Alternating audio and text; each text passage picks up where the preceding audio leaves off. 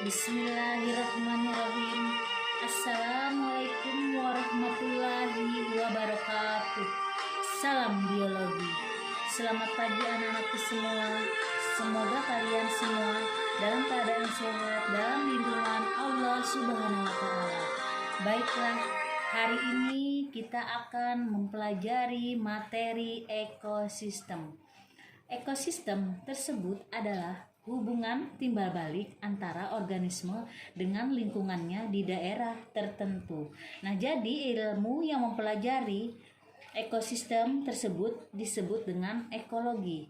Nah, dalam bab ini, kesempatan ini, kita akan mempelajari mengenai ekosistem yang meliputi pertama, komponen-komponen penyusun ekosistem yang terdiri di sini adalah komponen abiotik. Nah, komponen abiotik merupakan komponen fisik dan kimia yang mempengaruhi kehidupan organisme dalam suatu ekosistem. Nah, contohnya di sini adalah cahaya, air, dan tanah. Nah, yang kedua adalah komponen biotik. Nah, komponen biotik ini meliputi semua jenis makhluk hidup. Nah, setiap komponen biotik ini berinteraksi dengan komponen biotik lainnya untuk memenuhi keperluan hidupnya. Nah, terutama di sini ya berkaitan erat dengan makanan dan tempat tinggalnya.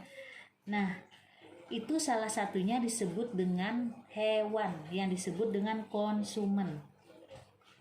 Nah, yang ketiga itu adalah bakteri. Bakteri di sini itu adalah jamur yang sebagai pengurai yang disebut dengan decomposer. Yang terakhir di sini ada detritipor. Nah, detritipor adalah organisme yang memakan serpihan-serpihan organik yang disebut dengan detritus.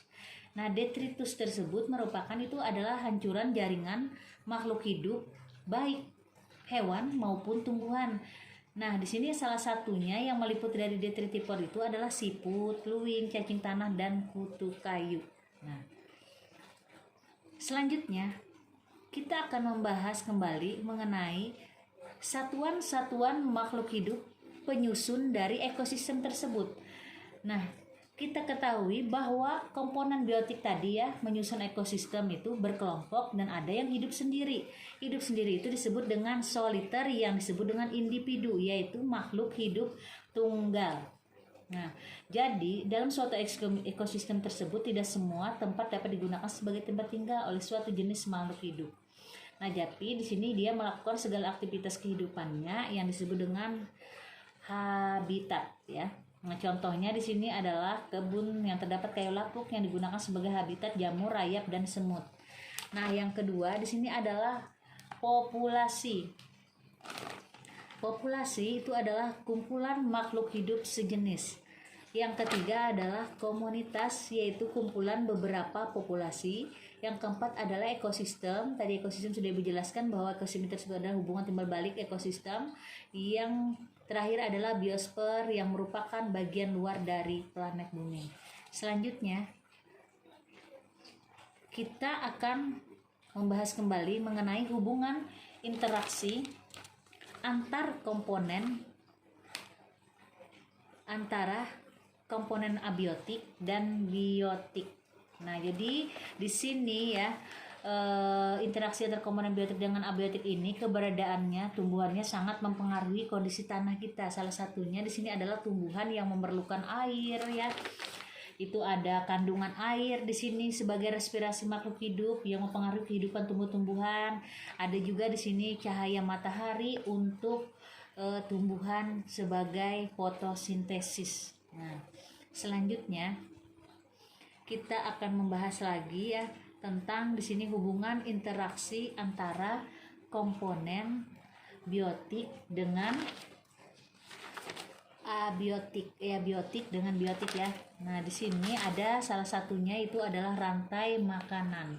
Nah, di sini dalam ekosistem terjadi di sini interaksi antar komponen ekosistem yang terjadi suatu aliran di sini rantai makanan, di sini ya rantai makanan ini ada juga jaring-jaring makanan ya. Di sini ada juga piramida makanan dan arus energi. Nah, di sini setelah kita tahu di sini ada rantai makanan, gen-gen makanan dan piramida makanan arus energi. Di sini kita akan selanjutnya lagi membahas tentang pola interaksi antara komponen ekosistem. Yang pertama di sini kita jelaskan dulu interaksi antara organisme yang disebut dengan di sini adalah simbiosis. Simbiosis itu adalah hubungan yang sangat erat ya di sini antara dua organisme yang berbeda spesies. Di mana interaksi simbiosis ini dibedakan menjadi simbiosis mutualisme, simbiosis komensalisme, simbiosis parasitisme, dan simbiosis amensalisme. Nah, Ibu akan jelaskan dulu yang pertama di sini adalah simbiosis mutualisme. Nah, simbiosis mutualisme ini adalah terjadi jika dua spesies ini hidup bersama dan saling menguntungkan satu sama lain. Contohnya itu adalah interaksi antara lebah dengan bunga, di mana lebah itu diuntungkan karena memperoleh makanan berupa nektar dan bunga juga diuntungkan karena lebah itu membantu proses penyerbukannya. Yang kedua adalah simbiosis komensalisme. Nah, simbiosis komensalisme ini jika dua spesies itu hidup bersama saling diuntungkan ya satu spesiesnya, sedangkan spesies yang lain tidak diuntungkan dan tidak dirugikan. Nah, contohnya di sini adalah antara ikan remora dengan ikan hiu. Nah, jadi ikan remora tersebut memperoleh keuntungan karena mendapat makanan dari sisa makanan ikan hiu, sedangkan ikan hiunya tidak diuntungkan dan juga tidak dirugikan. Yang ketiga ini simbiosis parasitisme. Nah, parasitisme itu terjadi jika dua spesies hidupnya bersama. Dalam satu spesies diuntungkan dan spesies yang lain dirugikan. Di mana organisme diuntungkan itu disebut dengan parasit, di mana parasit tersebut dibedakan menjadi dua, yaitu endoparasit dan ektoparasit. Nah, yang selanjutnya adalah simbiosis amensalisme. Di sini adalah terjadi pada dua organisme yang berbeda spesies tapi saling berinteraksi. Salah satunya di sini ada spesies yang dirugikan sedangkan spesies lain tidak diuntungkan dan tidak dirugikan. Contohnya adalah rumput teki yang tumbuh berdampingan dengan tanaman budidaya yang mana dia akan mengeluarkan zat racun dari akarnya yang dapat mengganggu pertumbuhan tanaman lain. Nah, yang keempat itu adalah kompetisi. Kompetisi itu adalah jenis interaksi antar organisme yang saling bersaing untuk bertahan hidup, misalnya bersaing dalam mendapatkan makanan. Nah, contohnya di sini adalah intraspesifik, adalah kompetisi dua harimau yang memperebutkan mangsanya, sedangkan yang kedua adalah kompetisi interspesifik di mana jenis burung yang dari hutan yang memakan jenis serangga yang sama. Nah, yang terakhir Ibu akan jelaskan di sini adalah interaksi antar organisme yang disebut dengan predasi. Itu adalah jenis interaksi memakan dan dimakan. Suatu spesies memangsa spesies yang lain, misalnya harimau memangsa rusa, memakan rusa. Organisme yang memakan disebut dengan predator, sedangkan organisme yang dimakan disebut dengan mangsa. Nah, demikianlah anak-anakku materi kita pada kesempatan kali ini.